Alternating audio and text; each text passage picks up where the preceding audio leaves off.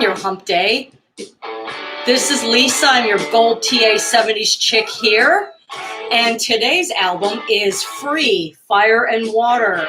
That's their third album that put them on the map due to this song right here, All Right Now. A song I never ever get tired of hearing. Major hit in the US, which was number 4. And in the UK, it hit number 2 in the UK and 4 in the US, pardon me. And anyway, this album was, like I said, their first major hit yet here. They released 2 albums prior to this. One in 1968 called Tons of Sobs, and another called self-titled Free, which has one of the best album covers I've ever seen. You have to check it out. It's this model, it's this girl, you see the sky, and you see the girl, it looks like she's doing a split, and she's in this black, and actually it was black bell bottoms, and throughout her picture, the silhouette, they put strobe lights. You've got to see it. I tried to get this album cover through Poster Burner, and they did it completely wrong. They completely screwed it up. They didn't do it like my Carole King one, which was vertical. They did it like horizontal, and it was cut. So I don't know how they did this, so I couldn't use it. So my daughter and her boyfriend at the time says, why is she showing her you know what? So I thought, well, that's not the effect I was going for. But anyway, and again, I do not own the rights to any of this music. And let's get going with Free.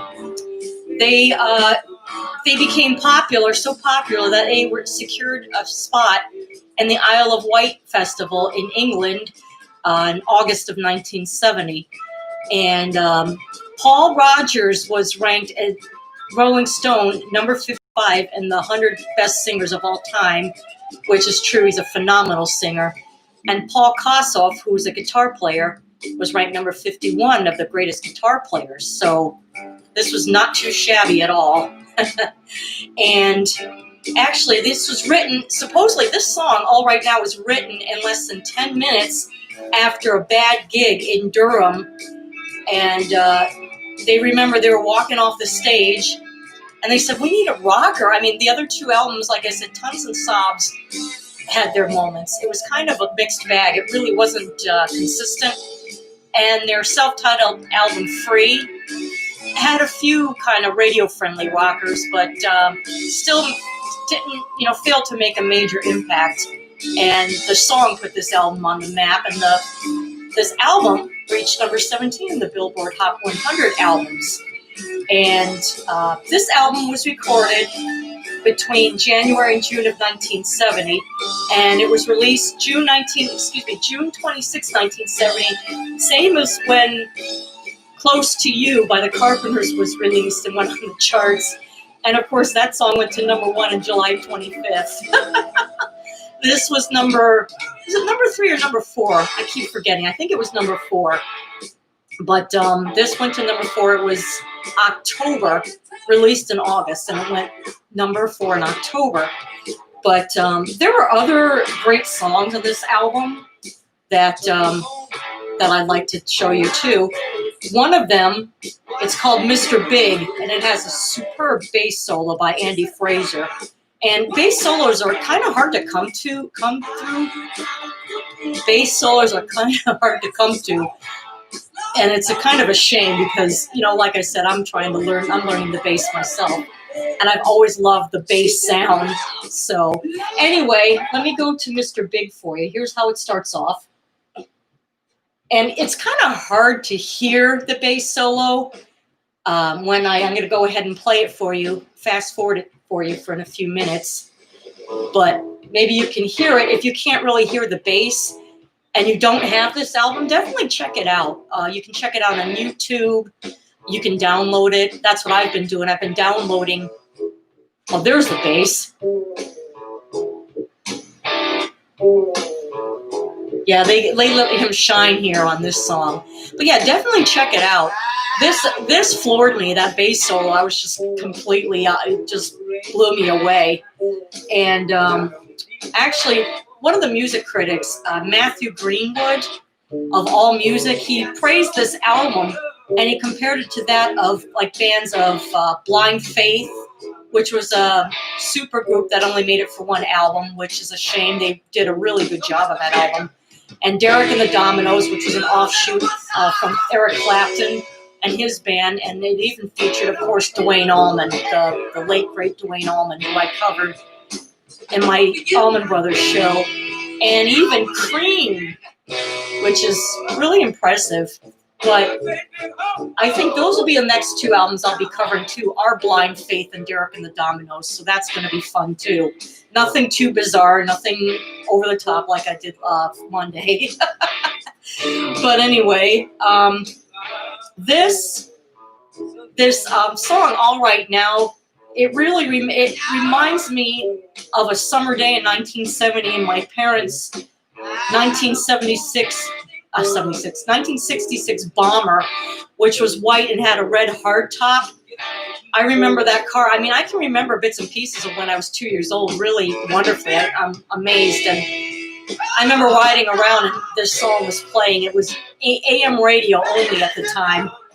And station wagons, of course, were the staple in the 70s. My dad bought one after this following year, in 1971. But here, let me go ahead and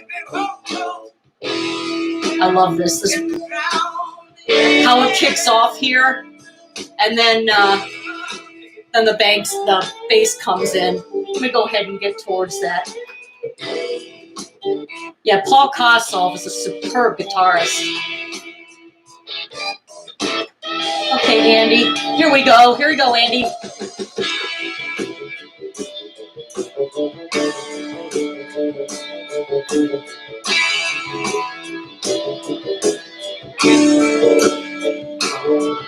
It gets a little more intense, of course. It's like about a 2-minute solo, and you can tell Paul Kossoff isn't going off on his fingering on the guitar. He's letting Andy shine here.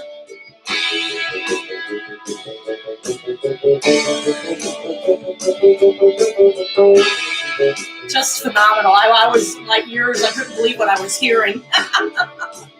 But anyway,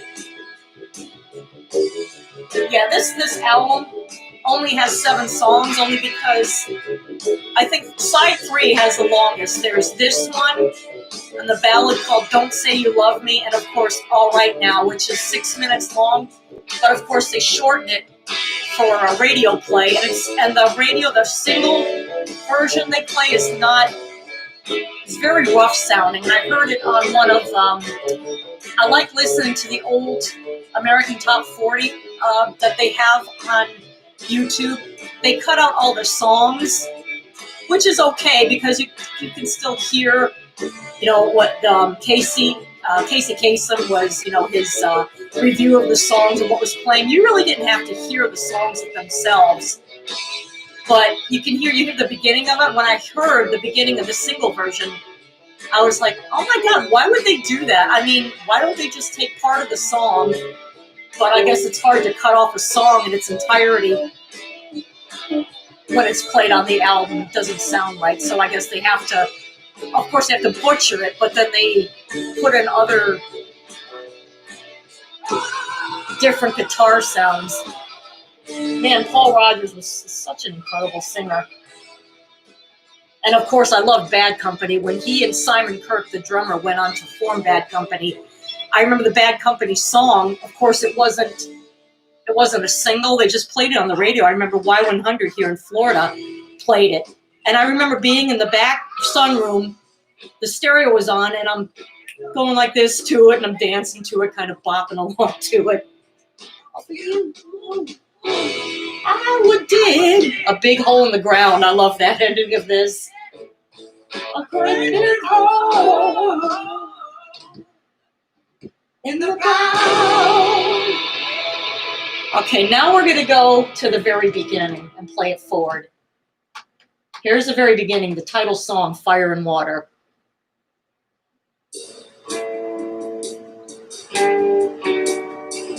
I love this album. Let's see what else.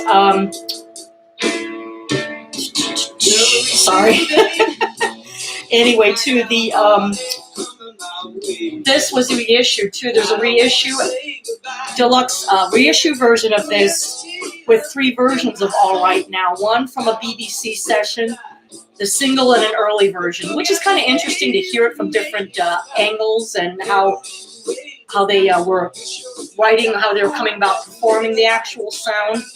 And a lot of times when CDs are released with bonus tracks, a lot of times they're just like from when they're from other sessions, the same sessions, it's good, but you begin to wonder some of them are so good you wonder why they cut them from the repertoire. Others are just like rough mixes and like the demos or whatever. And it's interesting, but sometimes I don't think it's really necessary. But every song of this album is just flawless. And like I said, that bass solo is mind-blowing on that on Mr. Big. But yeah, I never ever get tired. This album never gets tiring at all. It's one of those albums that I can just listen to, like in the car, or maybe even. It's kind of got a mix. It's kind of heavy and mellow, and it's got a good mix of it, rather than their other 2 albums, which, like I said, are tons of sobs, which I have on CD. I have that CD, and I never play it much because the second album, Free, with the girl, I think I play that a little bit more. But now that I think about it, I got to whip them out and give them a spin today. So, because there's some CDs that I own, and sometimes I never get tired of, I never get around to hearing them. But today's definitely going to be one of those days. And I'll listen to it while I do my yoga. I have a yoga DVD that I do, and I know the routine pretty much down. So I could probably turn that down. That's what I did. I did that to a Grateful Dead album I have. It's called Live Dead. Excuse me. And I do it to this fabulous song called Dark Star. It's like, I think, 20 minutes long. And all you Deadheads know what I'm talking about. And it's one of my favorite Grateful Dead tunes. But anyway, like I said, after this was the last, no, actually they made one more album, and it was called Highway, and it was kind of recorded in a rush. And right after this album was released was when that was recorded, and it had a good song called The Stealer. That's another one you have to check out. That should have been on this album. It fits in with this album better than the following one. And Highway isn't really that strong of an album like this one, but it's worth a listen. It's just a little more mellow and not really as exciting. Nothing really to write home about. But a lot of people, I think it didn't sell very well because the title, you see their faces, they're kind of blurred. And the title Highway, they didn't even say the band's name, just as Highway. So they're looking at, who's this band Highway? So it was a kind of a bad move on their part. But and then after that, I think they recorded a live album and another album called Free at Last, which wasn't, that one I haven't even listened to. And then they reformed in 1973 with an album called Heartbreaker, which was a really good album. And after that one album, they disbanded for good. And then Paul Rodgers and drummer Simon Kirke came back with Bad Company, and their debut album was released in 1974, and that went to number 1. And the song Can't Get Enough was top 5. So, yeah, this is a good one, too. Oh, I Wept. And another thing, too, you'll notice this album is also from 1970. I don't know what it is. All the best albums I like to review are from that year. It's just something about that year, 1970. I don't know. It's just so much. I don't know. And I remember, like I said, bits and pieces of it, being in the bomber.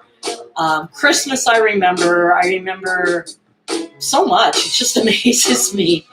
But I think sometimes, though, I was born in the wrong decade, because even though I'm experiencing this album now and I always experience a song, it'd be nice to really know what the music was about and the culture at the time and just everything that was going on. I mean, it would just be so bad. Me, in my mind, me being a Pisces, we imagine a lot and we're always fantasizing a lot. And my fantasy, my thing about music like this, and one song that I went over called Recollections by Miles Davis, which I'm going to have to find that CD and play that for you one day because I couldn't find that one CD. And that reminds me, like I said, like this, just either on sunny days with clouds, like this reminds me of like a spring day. And Recollections reminds me of like a winter, what you would call a winter here in Florida in like January, February, where it's nice and icy, not too cold, and the sun, it's like a nice clear day, and you're kind of laying back like in your robe, like maybe on a hammock. And I know that's what I'm gonna do when the 1 day winter that we have here. That's definitely what I'm planning on. But yeah, anyway, I've got 10 more minutes, do I? Oh, wow. Maybe I should review another album here. Let's see. I don't know. But you can listen to this while I'm, going over other facts about this album. But one interesting fact. The guitar player, Paul Kossoff, was really into drugs. I think coke, a lot of coke, probably heroin, and I hate to say it, but here on this cover, he's only 20. He's the one laying down. He looks like he's been through hell. I mean, this is what drugs do to you, heavy, hard drugs. And I'm not talking about pot or acid, like the coke and the heroin. I think heroin, personally. Because he always kind of looked, I don't know if you can see this picture of him in the back in this window. Look at the artwork on this. How 1970 is that? Look at this. And you can see him here. He just, oh my God, he just always looks out of it. And what happened with Paul is, of course, he left the band. I think he went on to form a band called Backstreet Crawler. Actually, before that, he released a solo album called Backstreet Crawler from 1973. And I know one I have to pull out and listen to, because that one, he's got like a song on there, and I can't remember the name of it. It's long. It's, I don't know, maybe 15, 20 minutes long, maybe not even that. And again, it's phenomenal. So that, and he went on, and then shortly after, he made 2 albums with Backstreet Crawler. The one that he made that came out in 75, it just didn't excite me at all much, for some reason, and I'm like, nah. But his first album, Paul Kossoff, it's the actual title is Backstreet Crawler. It's not the band.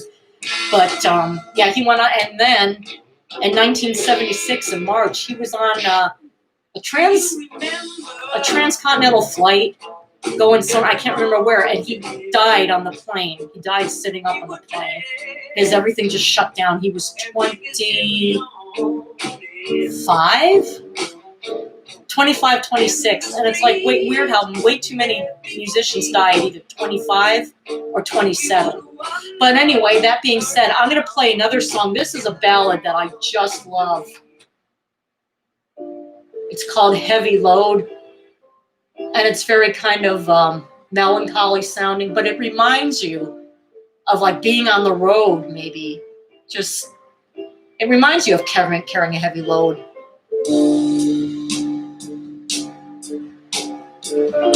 The bass and the piano, I mean, yes. Paul Rodgers is just an excellent vocalist. I think one day what I'm going to have to do for shits and giggles is I'm going to have to maybe listen along to some of these songs or other that I like the bass to, and see if I can get the chords down for shits and giggles. I think one time I'm going to hold a special. I'm going to actually, I don't know if I'll go live. I might go live. I think it'll be even funnier. And I'm gonna show you playing bass to either this song or another or more songs. I love listening to this, really.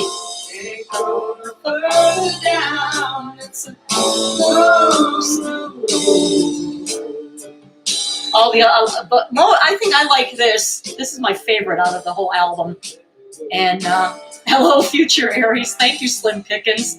I'm glad you can come on. I'm already 3/4 of the way through, but I'm talking about this album, Fire and Water from Free. And I'm playing my favorite song on the album, which is called Heavy Load, Melancholy. And it kind of reminds you actually of being on the road in like a station wagon, just traveling, kind of despondent, but, kind of, well, what else could I say? Like moody, melancholy, and, but I was just talking about that song, All Right Now, how it was written less than 10 minutes when the band came back from a bad gig in Durham, in England. And they wrote it right there. And shortly after that, they went to the studio to record Fire and Water in January 1970. And it was their biggest hit here in the U.S. It was number 4, and in the U.K. it was number 2. I thought for sure it was number 1 because I have a Rolling Stone Rock Almanac where it shows different dates and what happened on each date, and the charts, like the number 1 songs and albums of each year that they cut each month. And I could have sworn this was number 1, but I don't know. Who knows? Sometimes I see things that aren't there too. But I love this song. And I've got my Mr. This is a necessity. For when I'm out back and I'm listening to really jazz, I always have this going. And they say you're only supposed to put essential oil. Me, I put the concentrated. Now this I have is not Dragon's Blood.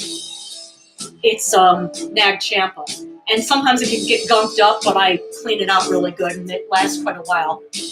But anyway, that being said, like I said, I'll show you this artwork too. I just showed earlier. True 1970 artwork. Look at that.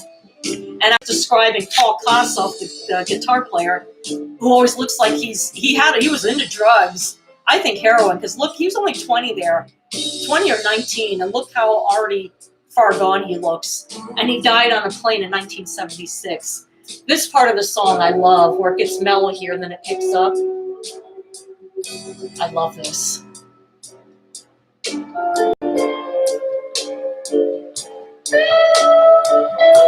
Very haunting. I just love that.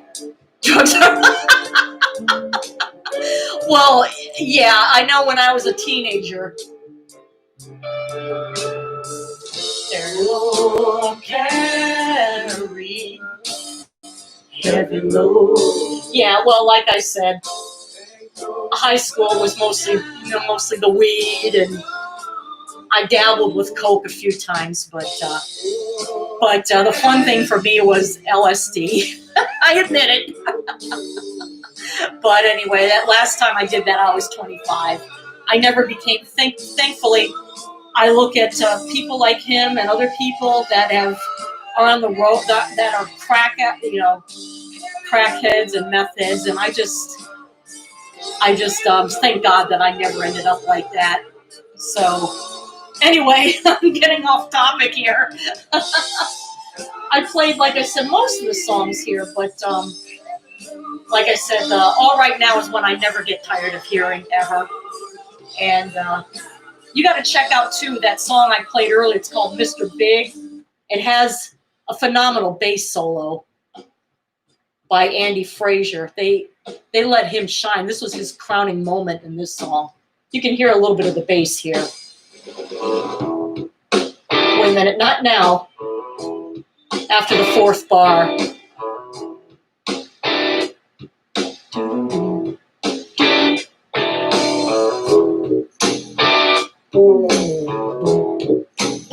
Yeah, because I was saying earlier that bass solos are very hard to come by, and it's a shame because that I don't know. At first, I was thinking to myself I should take up the drums. I might be good at that, but I'm like, no, I want bass.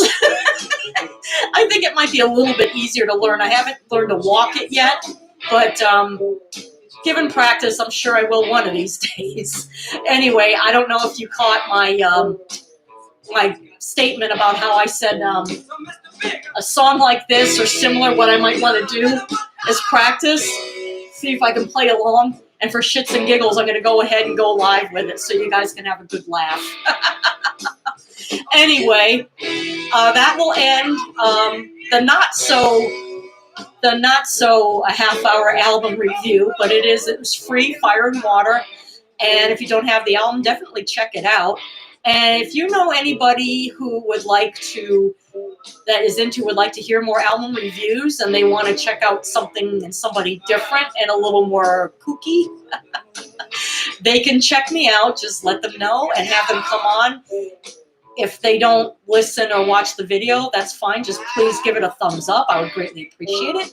And I would like to have people subscribe, and please hit the thumbs up button, to like the video and subscribe, hit the notification bell. Anyway, that being said, stay free, and I will see you Friday. Bye.